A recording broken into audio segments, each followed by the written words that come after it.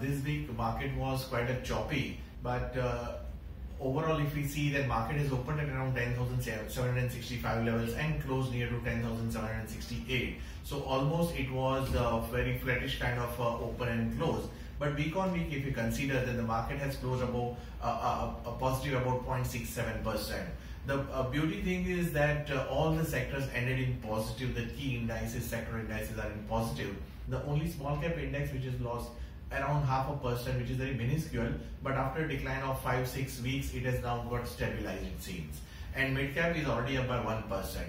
Overall, highlight for the week was today, on the last day, Friday, pharma sector, all the pharma sector companies were in the limelight ahead of Sun Pharma Halol plant that has been given a temporary clear signal from US FDA for Halol plant, and for that reason all other pharmaceutical companies gained within the sector. So overall, if we see on a weekly gain, pharma sector was the biggest gainer with 4.65%, and rest of the sectors, metals and PSU banks also gained. Piyush Goyal is meeting to PSU for the finance ministry for having some kind of arrangement of PSB merger, PSU bank merger between them, and that has given some positivity across public sector bank. So that was in the limelight.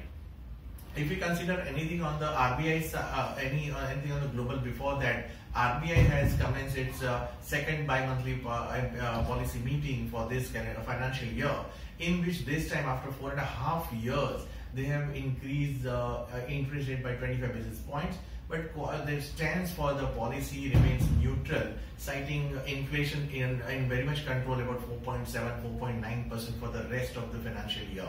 So that is again a positive sign that this time, ahead of Fed meeting in the next week, RBI has already taken a hike into the interest rate, so that the nullify effect will come about the bond yield and the stemming this rupee appreciation or the depreciation on the USD INR side.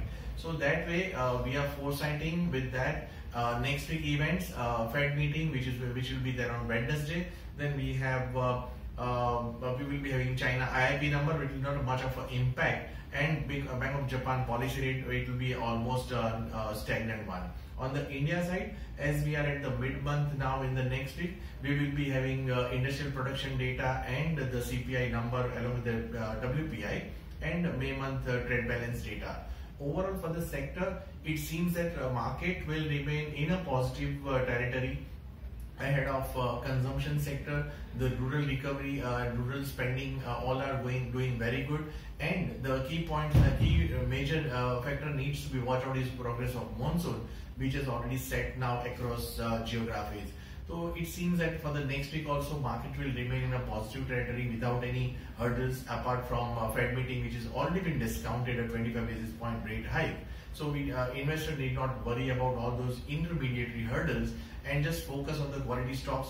As I mentioned in the last week conversation, that this is the right time to have a rebalancing and the restructuring of the portfolio to have a better returns on your portfolio.